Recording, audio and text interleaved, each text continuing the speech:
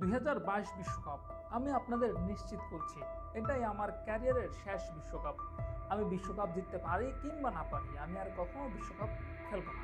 এটাই আমার শেষ বিশ্বকাপ, আমার ক্যারিয়ারের শেষ বিশ্বকাপ। সেজন্য আমি এই বিশ্বকাপটা উপভোগ করতে চাই এবং সম্ভব হলে শিরোপা জিততে চাই।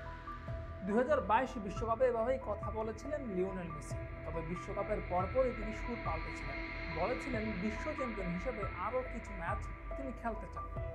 সেই কিছু ম্যাচ খেলতে গিয়ে তিনি খেলেছেন 2024 কোপা আমেরিকা। 2022 বিশ্বকাপের পর 2024 সালে 2 বছর পর তিনি যখন কোপা আমেরিকার মঞ্চ মাতাচ্ছেন, তখন ঘুরে ফিরে আরও একবার সেই প্রশ্নটাই আসছিল যে এই কোপা আমেরিকা দিয়ে কি লিওনেল মেসি তার আন্তর্জাতিক ক্যারিয়ারের ইতি টানবেন কিনা। যেহেতু ডি মারিয়া ঘোষণা দিয়েছিলেন, সম্ভাবনা ছিল লিওনেল মেসিরও। এমনকি আর্জেন্টিনার খেলোয়াড় এবং কোচরাও নিশ্চিত করে কিছুই বলতে পারেননি যে লিওনেল মেসি 2026 বিশ্বকাপ খেলবেন কিনা বা 2024 কোপা আমেরিকার ফাইনাল ম্যাচটাই তার ক্যারিয়ারের শেষ ম্যাচ হবে কিনা। এখন শোনা যাচ্ছে উল্টো সুর। 2022 বিশ্বকাপে যে মেসি নিশ্চয়তা দিয়েছিল ওটাই তার ক্যারিয়ারের শেষ বিশ্বকাপ, সেই মেসি এবার 2026 বিশ্বকাপে খেলার ছক আঁকছেন।